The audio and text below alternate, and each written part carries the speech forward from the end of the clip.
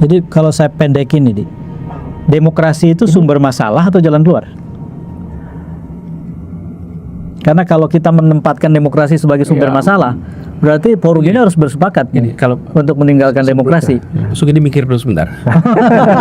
biar dia mikir dulu. Dia udah mikir. Tinggal kalimatnya yang susun. Sugeng mikir sebentar. Gini, saya mau komentar sebentar. Kan kita hari ini mengalami era yang berbeda dengan era sebelumnya. Apa itu era sebelumnya? Desentralisasi akses informasi. Jadi hari ini semua kita bisa mendapatkan apa saja di sini. Dan kita lihat nih, 60% di WA hoax itu dapatnya dari WA misalnya. Oke. Jadi poin saya terkait dengan demokrasi nih.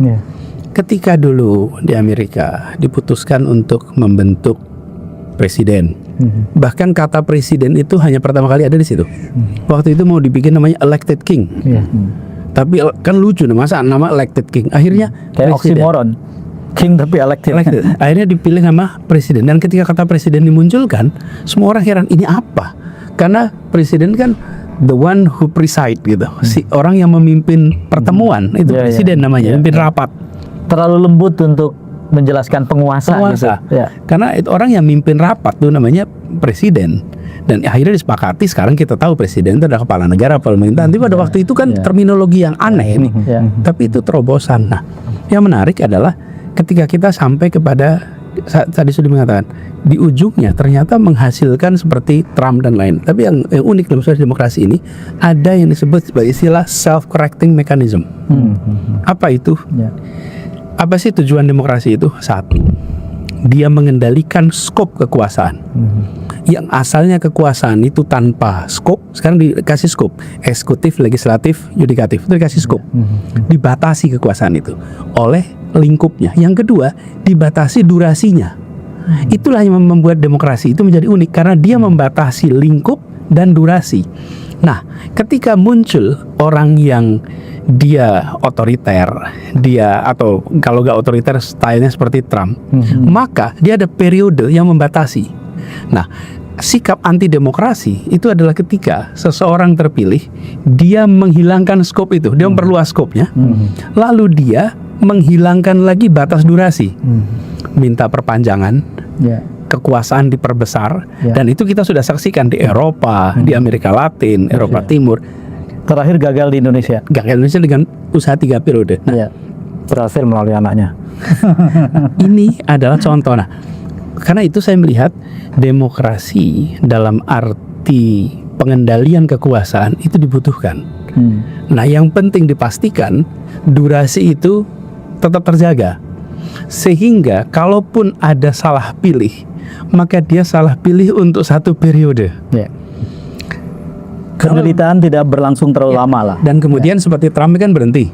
Sayang kemudian kalau kita lihat di fenomena Amerika yang nggak ada challenger yang solid. Sama terus yang kedua yang saya ingin ngomongkan di sini, dalam perjalanan umat manusia era modern 300-an tahun ini, demokrasi berjalan. Ini adalah satu fase yang sangat unik karena antara peristiwa politik, penentuan kepemimpinan dengan penentu yaitu rakyat, itu tidak ada lagi mediatornya. Kan mediator itu yang kita sebut namanya media, bukan? Karena dia fungsinya memediasi, menjadi jembatan. Hari ini yang namanya pemret itu ya setiap orang itu, setiap grup bisa membuat, bisa menjadi editor. Jadi peristiwa politik dengan rakyat itu di-bypass semua ini. Saringan hilang. Dan yang terjadi sekarang pemilih rakyat seringkali mengambil keputusan berdasarkan kesukaan, ketertarikan dibandingkan dengan substansinya.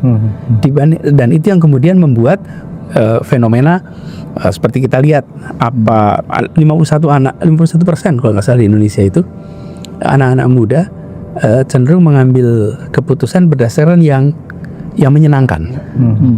Yang menyenangkan. Jadi substance itu menjadi nomor sekian. Nah, ini yang menurut saya bagian dari pelajaran berdemokrasi.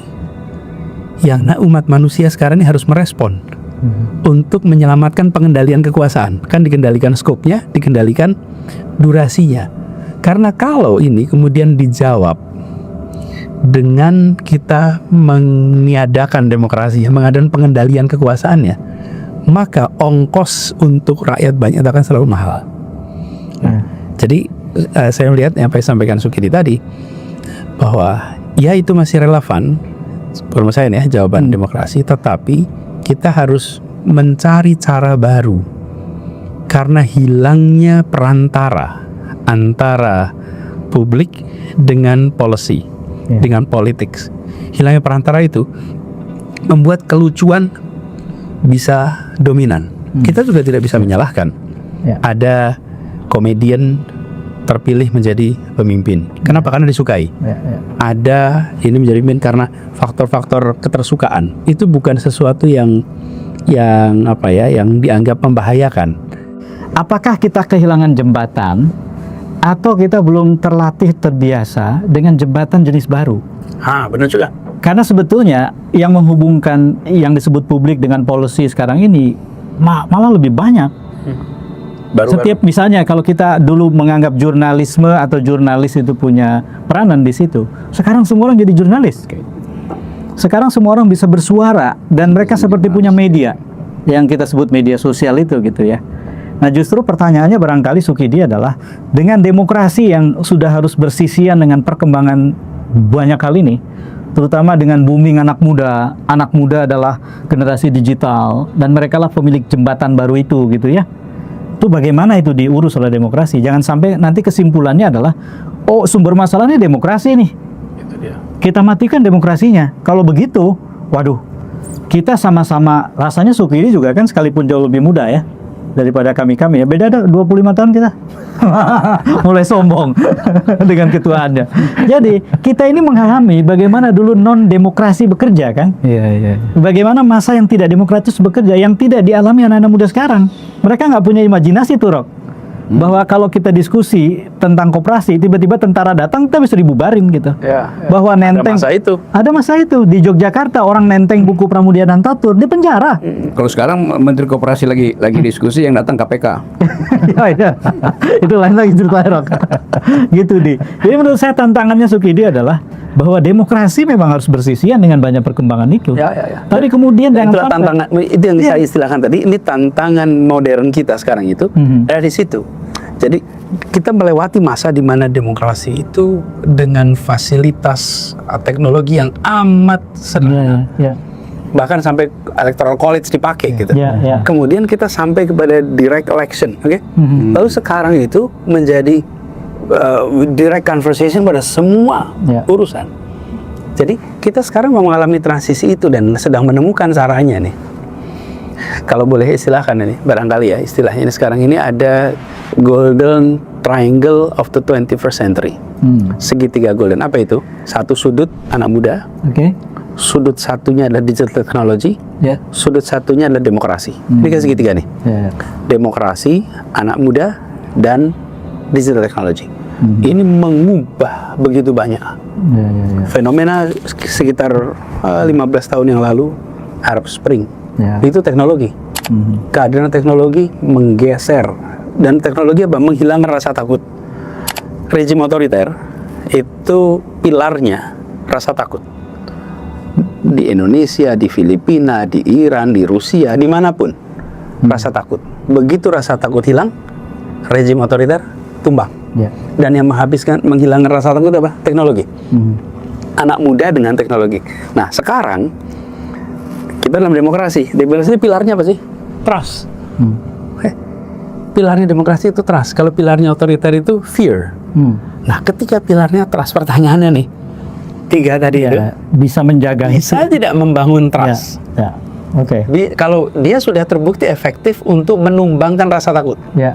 Pertanyaannya, dalam demokrasi bisakah segitiga ini menghadirkan trust? Jadi pertanyaannya itu kalau dirumuskan dalam bahasa sehari-hari adalah demokrasi sudah terbukti ampuh untuk membongkar. Apakah demokrasi punya keampuhan yang sama untuk memasang kembali? Nah, kira-kira begitu. Karena ketika membongkar itu artinya menghilangkan satu sistem yang berbasis rasa takut. Ya, Lahirlah demokrasi. Tapi ketika demokrasi mau dibangun, ternyata pilarnya bukan hal yang sama kan. butuhnya trust. Butuhnya seberapa jauh demokrasi bisa membangun itu. Ngomong-ngomong, kalau Pak Rocky ngomong segitiga, bukan itu segitiganya. Apa tuh? Megawati, Prabowo, sama Jokowi, itu segitiganya. Gimana Sugidi? Itu Bermuda Triangle. Kita dengarkan fatwa dari Pak Sugidi ini. Nanti aku elaborasi. Nah,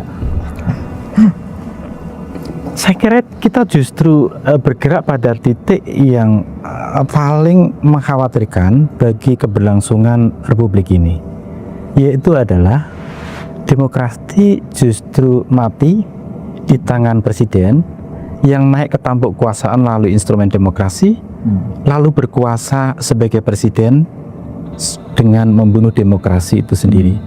Jadi sejarah memang tidak berulang, kata Timothy Snyder, tapi sejarah memberikan pelajaran bagaimana Hitler naik ke puncak kekuasaan melalui mekanisme demokrasi, tapi hanya setahun dia berkuasa, dia menyaksikan pembakaran parlemen Jerman di balik jendela dengan penuh kebahagiaan. Dia menggunakan manajemen teror selama lebih dari 10 tahun berkuasa di Jerman, dan demokrasi di Jerman dengan sistem yang sudah tertata dengan baik, terutama warisan dari Republik Weimar, itu jatuh di tangan seorang Hitler itu sendiri. Saya justru melihat bahwa kita bergerak ke titik yang paling rendah, bahwa demokrasi justru mati di tangan presiden yang terpilih melalui instrumen demokrasi, lalu ia membunuh demokrasi. Apa yang ia bunuh dalam demokrasi? Pertama adalah mekanisme check and balances. Ia matikan betul mekanisme itu agar ia bisa berkuasa secara otoriter itu sendiri. Dan juga salah satu teori tentang tumbuhnya demokrasi adalah ketika negara dan masyarakat sipil itu sama-sama kuat. Yang terjadi justru adalah presiden otoriter populis ini melakukan hegemoni terhadap kelompok masyarakat sipil, terutama ormas-ormas Islam, untuk berada dalam kuasa tiran itu sendiri. Dan itu yang terjadi, bagaimana masyarakat sipil itu dikuasai melalui politik hegemoni, melalui politik tambang, melalui politik kekuasaan, melalui politik uang. Dan mereka tunduk semua pada aspek-aspek itu. Sehingga tidak ada kebanggaan pada kita, pada mereka yang mestinya fondasinya adalah al-amru bil ma'ruf wa nahyu 'anil munkar. Tetapi ketika kemungkaran merajalela dalam bentuk praktek korupsi, kolusi, nepotisme, dan penyalahgunaan kekuasaan, mereka berdiam seribu bahasa. Dan mereka mungkin hanya berdoa, dan itu tanda selemah-lemah iman mereka. Itu kedua. Yang kedua, bahwa bagaimana demokrasi tidak berkembang karena masyarakat sipil betul-betul dikendalikan melalui politik tiran itu sendiri. Yang ketiga, yang tak kalah pentingnya adalah mekanisme pemilu dan pilkada itu hanya sekedar rute elektoral saja, hanya sekedar jubah, atau dalam nomenklatur politik disebut sebagai veneer, topeng aja. Topeng untuk memberikan kesan bahwa demokrasi berlangsung, tapi sebenarnya itu jubah saja untuk bekerjanya otoritarisme melalui intervensi di hampir semua aparatur negara itu sendiri. Dan demokrasi kita, saya kira, justru dirusak oleh perilaku elit yang tidak demokratis. Dan itu kata Bill Liddell. Tetapi perilaku elit yang tidak demokratis ini ternyata memperoleh persetujuan dari publik melalui pemilu, melalui pilkada. Nah, pemilu dan pilkada buat saya itu adalah bagian mekanisme elektoral saja untuk memperkuat berlangsungnya otoritarisme dengan seolah-olah menggunakan instrumen demokrasi. Tapi sebenarnya itu sudah dibunuh. Kita tidak memperoleh kompetisi yang adil dan setara karena sikap saling menoleransi tidak tumbuh dengan baik. Kita juga tidak punya apa yang disebut sebagai kesabaran institusional di kalangan pemimpin kita, karena mereka melakukan politik cawe-cawe hampir di semua institusi negara, lembaga negara, sehingga kontestan seperti Mas Anies tidak bisa berkompetisi secara fair, secara adil, secara setara untuk memajukan republik ini. Nah, itu sebenarnya yang terjadi. Jadi saya tidak melihat perkembangan demokrasi, justru yang menjadi satu tren baru itu otoritarisme dengan jubah demokrasi. Jadi demokrasi hanya sebagai jubah, sebagai topeng, tapi sebenarnya yang berkembang, yang berlangsung ini adalah otoritarisme, atau lebih tepat sebagai populisme otoritarian itu sendiri. Rok, dan gimana Rok? Lanjutkan Rok ya? Ya. Nomor 456-nya lanjutkan Rok ini kayaknya. Harus dielaborasi nih Rok. Ini udah melawan Rocky. Selalu ada pertanyaan, apakah kultur Timur itu fit and proper atau tune in dengan very ideas of democracy? Exactly. Itu soalnya. Kata demo sendiri itu bukan padanan kata rakyat gitu, masyarakat kita kan. Rakyat itu dianggap sebagai wong cilik. Debat tentang universalitas versus partikularitas itu ya? Yes, itu. Misalnya ada istilah citizen, jurnalis citizen. Kata warga negara itu di kita itu datang belakangan tanpa ada proses sosial di belakang itu. Warga negara citizen itu artinya mereka yang memberontak di dalam tradisi Prancis kan, karena itu hasil dari resistance, rebellion and death adalah citizen itu. Tetapi kan nggak mungkin kita ulang bahwa supaya ada konsep yang historis tentang warga negara mesti ada dulu seseorang yang dipancung kepalanya di Monas. Udah, nggak bisa itu kan. Tapi oke, kita terima itu karena kemampuan akademis kita untuk membaca bahwa demokrasi banyak bolongnya, tetapi itu ide terbaik yang bisa memungkinkan tadi jembatan antara negara dan rakyat diolah di dalam komposisi argumentasi itu, bukan lagi komposisi di jalanan tuh. Kita hilangkan perjuangan kelas, kita masuk di dalam perjuangan parlemen, perjuangan argumen tuh. Nah, ide ini ada di kita. Lalu kita boleh lihat apa sebetulnya yang lack sehingga ide ini tidak bisa kita rawat sebersih apa yang pernah terjadi di Perancis. Udah jauh tuh. Kita pergi ke Amerika, kita belajar, demokrasi itu setelah terjadi berbagai macam perubahan konstitusi, akhirnya dia menjadi budaya kan. Lalu demokrasi disebutin oleh Tocqueville, the habits of the heart kan.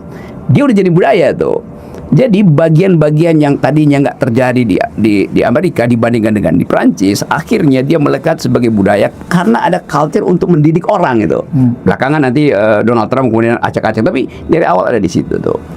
Yang kedua, waktu kita sebut demokrasi adalah pemerintahan dari, oleh, dan untuk rakyat, di dalamnya ada semacam beban yang pernah diucapkan oleh Plato, Aristoteles di awal-awal itu, bahwa demokrasi itu hanya bisa diolah di dalam wilayah pikiran. Mulai dulu ada orang yang berpikir, maka dimungkinkan demokrasi itu. Karena itu seorang psikiater Junto, filsuf yang ngajar di Heidelberg, siapa namanya itu, Karl Jasper. Dia bilang begini, demokrasi itu adalah the government of reason through the government by the people. Demokrasi pemerintahan akal melalui pemerintahan orang. Ya nggak boleh ada orang yang ijazah palsu nggak boleh jadi pemimpin, bisa bukan itu maksud dia tuh. Tetapi demokrasi kan mengolah kecakapan berargumentasi itu. Nah, kalau kita lihat ada nggak bibit itu di Indonesia? Ada. Itu di belakang ini nih, gambar di belakang itu tuh. Jadi founding parents kita dari awal mengerti bahwa demokrasi itu mesti diucapkan dari dalam hati. Yang kedua, demokrasi itu harus menghasilkan pertengkaran pikiran. Itu dasarnya kan. Nah, kita masih terima itu di awal-awal tuh. Tapi belakangan ini kita nggak lihat apa-apa di situ kan. Kita nggak lihat ada konsep perdebatan yang tajam dalam talk show di DPR, di kabinet tuh, di dalam talk show, di dalam public expose tuh kan dangkal sekali kan. Ada bayangkan misalnya tuh, coba kita ulas sebentar nih gambar di belakang. Ini gambar yang diinspirasikan oleh semacam komposisi awal negeri ini. Di situ ada Muhammad Hatta yang paham tentang tradisi sosialisme Eropa, ada Bung Karno yang menginginkan ada kemerdekaan mutlak pada waktu itu, nggak boleh ada negosiasi dengan imperialisme. Ada Sultan Syahrir yang berupaya untuk melihat peluang masa depan dunia itu setelah Perang Dunia Kedua, apa yang mau dibikin. Jadi pasti kalau kita bayangin ini gambar yang dia realis peristiwanya, tetapi digambarkan secara surrealisme itu. Karena di situ soal ada masa depan, ada awan, ada kaldera segala macam. Lalu ada dua rakyat di situ tuh. Coba kita bayangkan misalnya tuh, ngapain tuh dua rakyat itu di depan 3 tokoh utama di situ dan nggak memberi hormat, dia belakangin aja kan? Iya. Jadi feodalisme nggak ada di situ. Di kita feodalisme itu dipupuk sehingga dia menenggelamkan demokrasi. Coba kita bayangkan itu pasti Marhain yang sebelah kiri ini kan, yang pakai selendang merah itu kan. Dia lagi nunggu siapa tuh? Mungkin dia tahu bahwa ini cuma 3 orang. Bukannya tadi malam yang mereka percakapkan adalah soal negara. Yang satu mungkin lagi tunggu Tan Malaka datang, yang satu pakai peci lagi tunggu Nasir nongol tiba-tiba dari awan kan. Jadi kita bisa bayangkan ada percakapan akademis di situ. Kita sebut Nasir, Tan Malaka, Sultan Syahrir, Bung Karno, Hatta, itu di dalamnya adalah pikiran. Jadi kita mesti sebutkan di awal demokrasi kita dilekatkan karena bertemunya otak dengan otak. Yang sekarang dengkul dengan dengkul. Kelihatannya itu tuh Pak. Dan ini juga hilang idenya karena perubahan mindset. Mereka mungkin punya argumen bahwa otaknya didengkul. harusnya otaknya nggak bisa melawan Yang kita tahu gravitasi. otak dengan otak, tapi didengkul. mereka tuh nanti kalau istilah tadi mereka hapus tuh. Yang menarik dari Republik ini itu yang Rocky bilang tadi. Mereka di generasi itu meniadakan feodalisme. Kelas ini adalah orang-orang tadi Rocky cerita Raden Suwardi Suryaningrat, dia ubah menjadi Ki Hajar Dewantoro. Dia tidak mau menunjukkan aristokrasinya. Ini adalah orang-orang yang dapat kesempatan sekolah, belajar di saat 95% buta huruf. Dia berinteraksi dengan gagasan. Itu tadi yang kita obrolin dari awal nih, gagasan. Dan gagasan itulah interaksi itulah yang kemudian memunculkan bahwa Republik ini didirikan tadi seperti dibilang untuk semua golongan. Kesetaraan itu ada.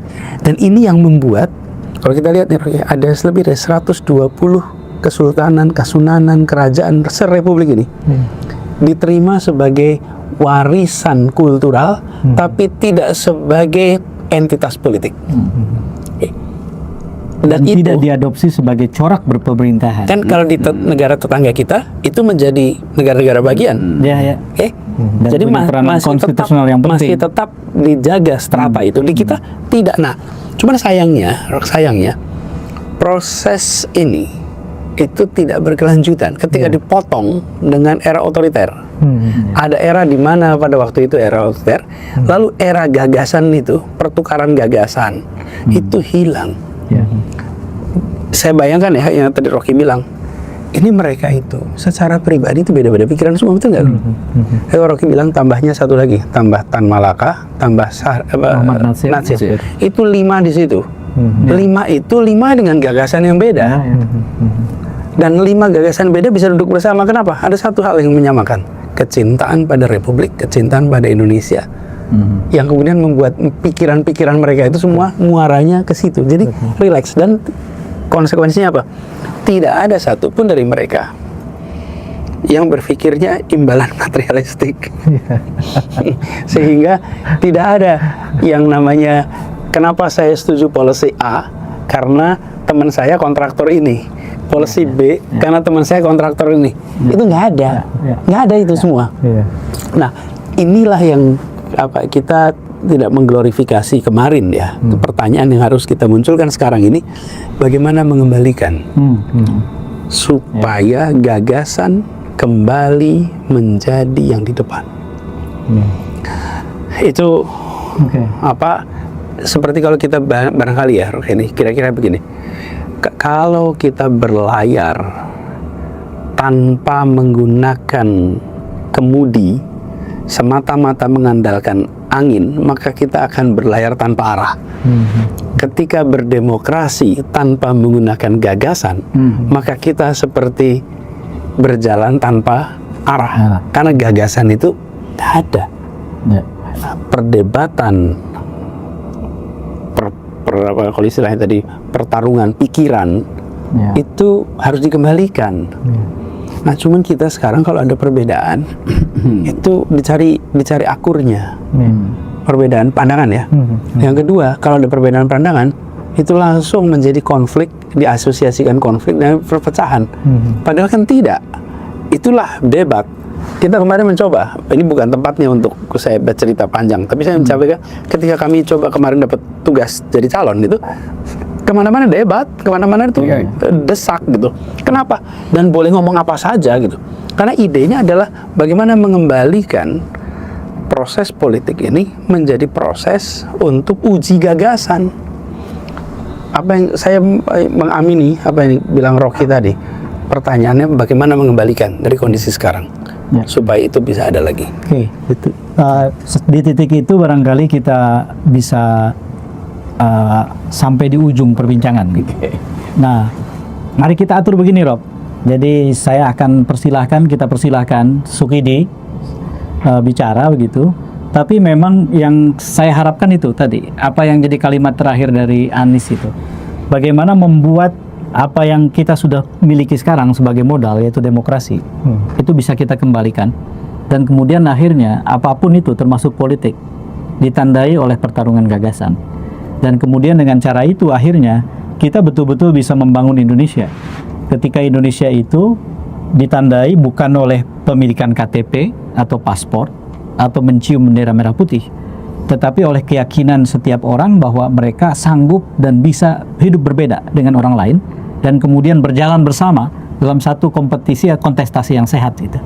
Sampai semua orang bisa mencapai tujuannya gitu. Nah, kurang lebih itu, Di. Mungkin mulai dari Sukidi deh. Apa yang harus kita lakukan berkaitan dengan itu? Mengembalikan. Pertama, saya teringat pada apa yang disampaikan oleh Nelson Mandela. Dia ditindas hidupnya, sebagian besar hidupnya harus menghabiskan 27 tahun di penjara. Ketika semua hal lain telah hilang, dia memiliki satu harapan. Karena harapan itulah yang bagi Nelson Mandela senjata yang ampuh untuk melihat bangsa Afrika ke depan.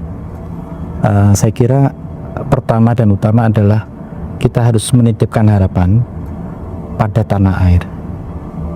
Harapan itu yang harus selalu tumbuh pada setiap warga negara, bahwa di tengah kegelapan demokrasi, di tengah kerusakan konstitusi dan kemerosotan moral, itu harapan menjadi senjata yang paling ampuh untuk merawat tanah air ke depan.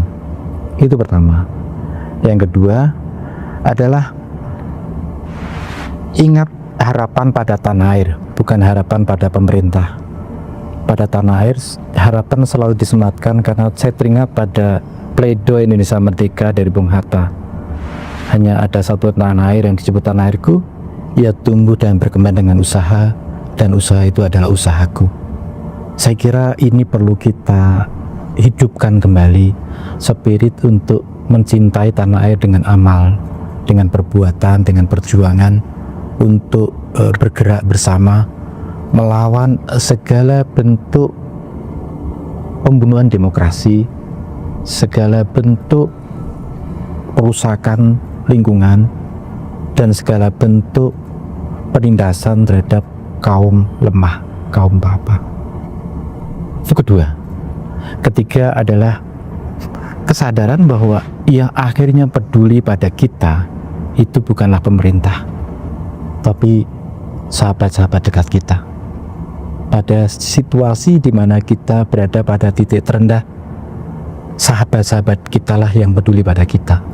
Karena itu saya berharap bahwa ke depan, hari ini dan ke depan, yang perlu kita tumbuhkan adalah berjejaring dengan orang-orang yang dekat dan memperluas itu seluas mungkin, karena itu akan menjadi satu kekuatan bagi warga negara untuk melawan.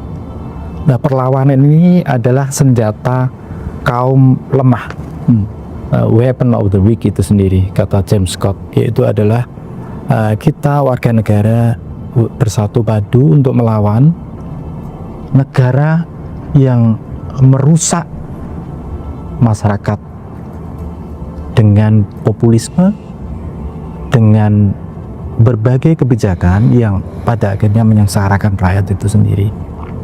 Karena itu perlawanan ini harus dimulai dari membangunkan warga negara. Saya percaya bahwa perubahan ke depan itu hanya mungkin terjadi kalau kita membersamai kaum papa, rakyat kecil, untuk bergerak bersama melawan berbagai bentuk penyelenggaraan negara itu sendiri. Oke. Nis, jawab sendiri nih pertanyaannya. Kan tadi nanya. Jawab Maksud sendiri. saya Hah? omongnya saya lempar ke sini juga dijawab. Iya, jawab lah. Habis itu Rocky dulu katanya Rock.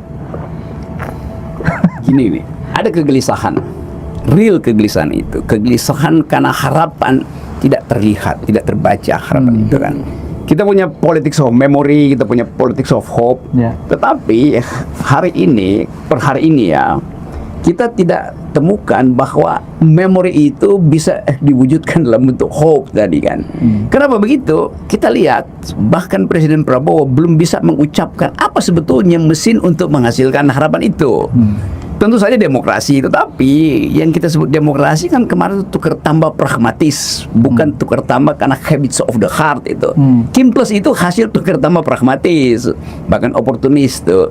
Kalau dia tukar tambah ideologi, maka di dalam dirinya itu ada semacam ikatan awal tuh. Oke, tapi itu udah terjadi. Lalu kita lihat wilayah, tadi wilayah state, sekarang wilayah society itu. Bukan saya jengkel, tapi kenapa UI aja itu terlambat menyadari bahwa Mulyono itu berbohong 10 tahun kan? Yang teman-teman saya bodoh-bodoh itu kan. Tapi kita mesti oke lah, nggak apa-apa lah, you terlambat itu. Tetapi keterlambatan itu bukan jadi alasan Anda untuk mengatakan Anda di depan dong, kan kami terlambat. Justru kalau Anda telat itu saya hukum di depan kelas. Bisa begitu kan cara berpikirnya. Tapi oke, kita ambil aja semacam politics of optimism itu, bahwa memang ada orang yang terlambat menyadari keadaan, ada orang yang terlalu cepat bahkan membayangkan perubahan. Itu konsekuensi dari keragaman manusia. Tetapi di dalam keragaman itu mesti ada poin yang kita ucapkan. Poin pertama adalah bring intellectual back into politics tuh.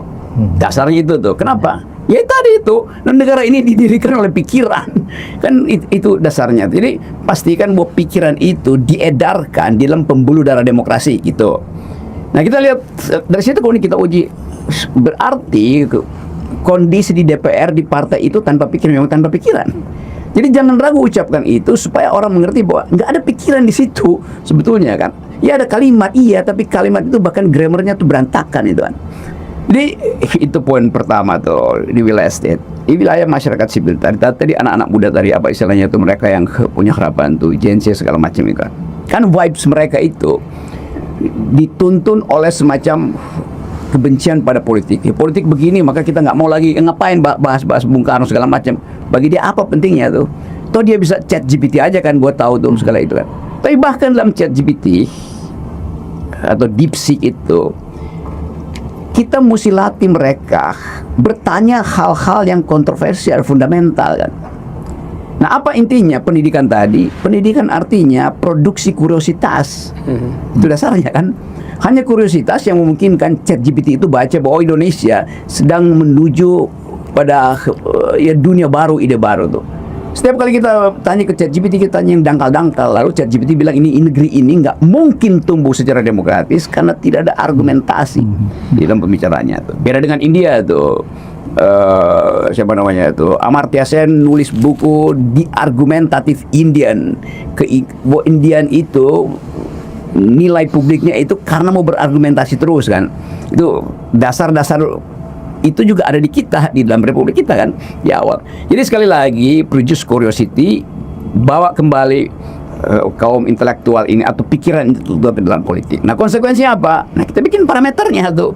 Siapa yang ingin masuk di dalam kompetisi publik, dia mesti lolos. Pertama adalah filter ethicability. Tuh.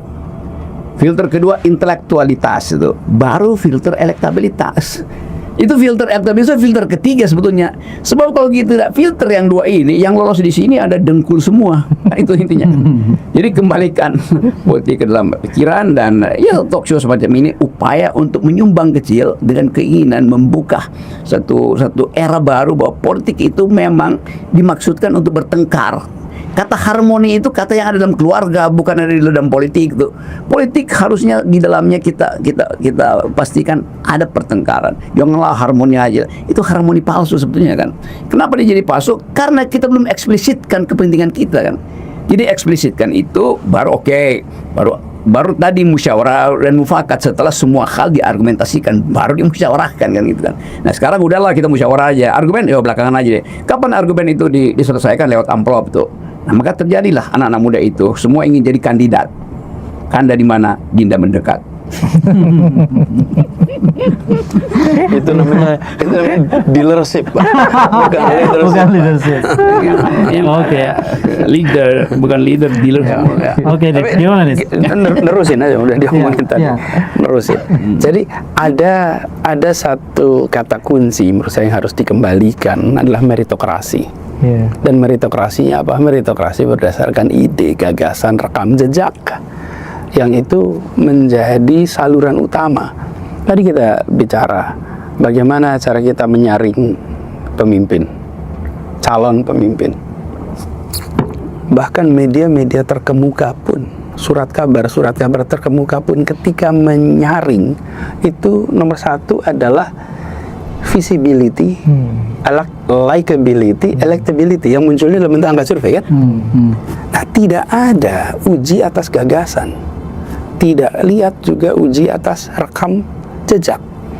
Nah, menurut kami, ya saya lihatnya, ini perlu kita kembalikan meritokrasi itu berdasarkan atas gagasan, berdasarkan atas rekam jejak.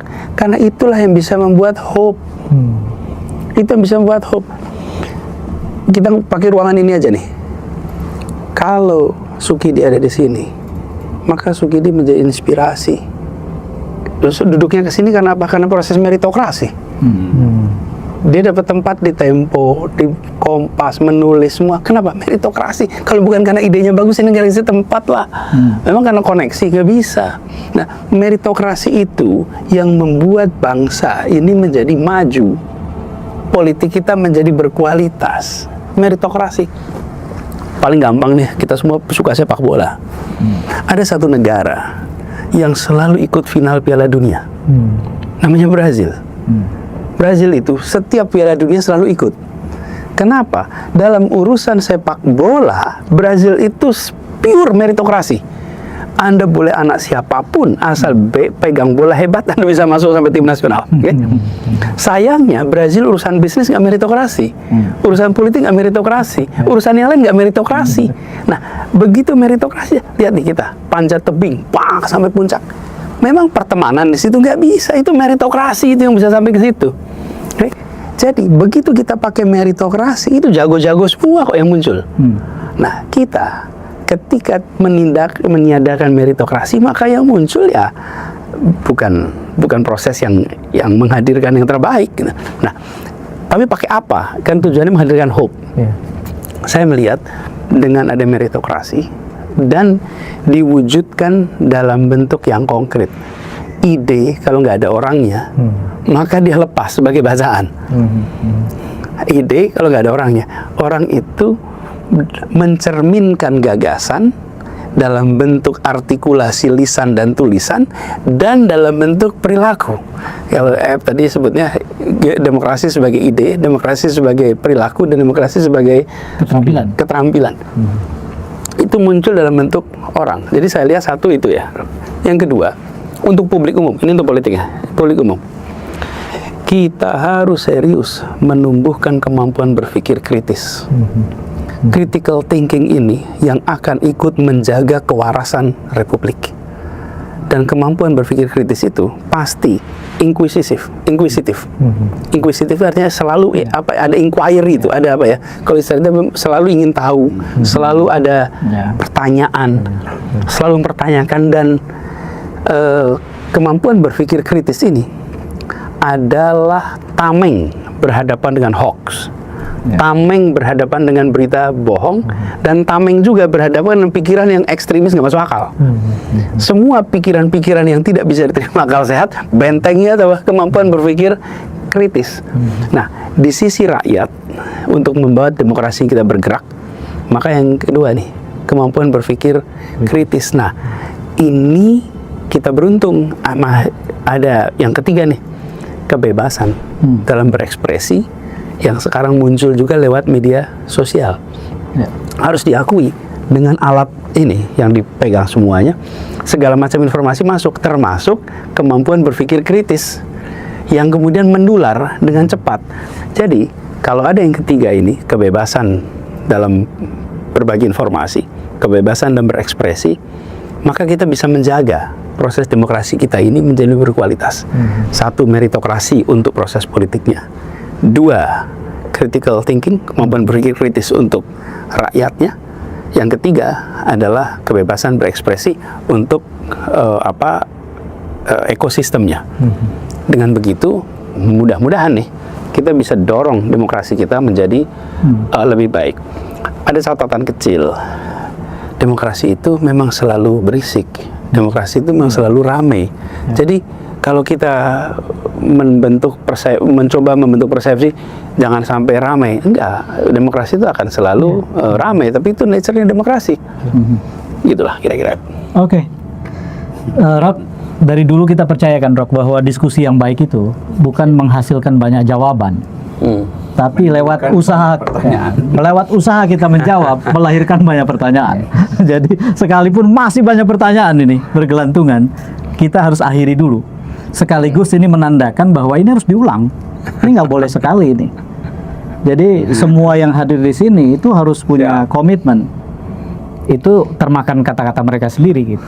Mereka harus punya komisi untuk melanjutkan. Itu Keep talking, keep fighting. Itu nggak diomongin pas lagi ngundang kemarin. Oke, jadi kita bungkus saja, Rock. Kita bungkus saja, dan sebagai catatan, yang melukis ini adalah Galuh Taji Malela. Dia mungkin salah satu pelukis cat air terbaik di Indonesia saat ini. Produktif, dan salah satu keunggulan dari karya-karyanya adalah bercerita. Dia bercerita, menarasikan sesuatu yang seringkali itu mewakili banyak sekali hal yang ingin kita katakan dengan lewat satu gambar saja. Jadi kita pasang di sini, Rock, kita sama-sama sepakat karena ini mewakili banyak sekali hal, mewakili keep rocking lah. Dan itu keep talking. Dan keep talking. Dan keep talking. Dan gini, Galuh ini saya pernah lihat sebuah lukisannya di Ponorogo. Pada saat menemui ibunya. Waduh, itu aneh sekali. Mudah-mudahan nanti bisa diceritain. Tapi poinnya benar sekali bahwa ada narasi yang kuat di dalam lukisan itu. Nah, tentu untuk bisa menangkap narasi itu perlu imajinasi. Kan kalau bukan Rocky misalnya, yang ada imajinasinya, lihat gambar ini, yang nggak memunculkan imajinasi. Tapi menurut saya inilah salah satu cara penting nih, menumbuhkan imajinasi dari lukisan yang membawa pesan. Kita ingat Raden Saleh, yang melukis juga membawa pesan. Jadi bukan sekedar lukisan. Dan itu pesannya indah. melampaui zaman. Pesannya melampaui zaman, sekarang bisa diulang. Kadang-kadang zaman besar melahirkan orang-orang kerdil. Demokrasi adalah zaman besar. Karena dalam demokrasi ada kebebasan. Orang dipersilahkan berpartisipasi. Kompetisi dibiarkan. Tapi pada saat yang sama, demokrasi ternyata bisa melahirkan orang-orang yang justru menginginkan apa yang dulu ditolak oleh para founding parents kita.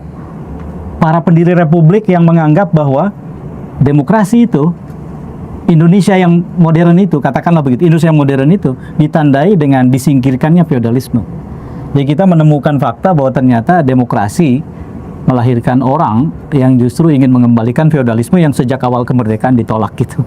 Nah, kalau kita tutup ini dengan mengutip atau menyimpulkan banyak pembicaraan kita tadi sepanjang lebih dari 1,5 jam, tentu akan jadi 1,5 jam yang lain. Jadi untuk itu saya pendekkan saja dengan mengatakan bahwa dalam demokrasi dibutuhkan transisi dari massa menjadi warga negara. Massa dan warga negara itu dua kualitas yang di dalam politik sangat berbeda. Kita tidak usah bahas massa, kita bahas warga negara saja, kita akan tahu apa bedanya gitu. Warga negara itu tidak ditandai oleh KTP atau paspor tadi, tetapi semua orang yang tahu persis haknya dan berusaha menegakkan hak itu. Semua orang yang tahu persis hak orang lain dan orang banyak, dan berusaha menunaikan kewajiban dia untuk membuat hak orang lain dan orang banyak itu tegak. Orang yang tahu persis bahwa titik tumpu semuanya bukan orang lain, tetapi pada dirinya. Orang lain sekalipun pemimpin, itu bukan penentu, yang menentukan adalah dirinya. Warga negara juga ditandai oleh kualifikasi yang lain, bahwa mereka tidak menunggu orang lain bergerak dulu, tetapi mereka proaktif memperjuangkan sesuatu. Dan terakhir, warga negara ditandai oleh satu kualitas, ketika haknya dicederai, haknya dibunuh, maka dia tidak diam. Yang menurut hemat saya, salah satu ikatan dari pembicaraan kita tadi barangkali adalah, mari kita berharap sekedar orang marah akhirnya menjadi melawan. Dan untuk membuat kemarahan yang jangka pendek, tidak punya agenda, biasanya bisa diselesaikan oleh hadiah permukaan dan sesaat, menjadi perlawanan yang punya agenda berjangka menengah dan panjang, dan seterusnya itu.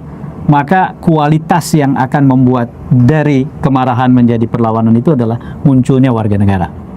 Jadi kita kumpul di sini antara lain untuk membuat semua orang jadi warga negara dalam soal apapun, berhadapan dengan siapapun, orang dengan orang, memperebutkan hak, bertengkar dan seterusnya. Yaitu antara lain berkaitan dengan negara tentu saja dalam kualitas yang lebih luas.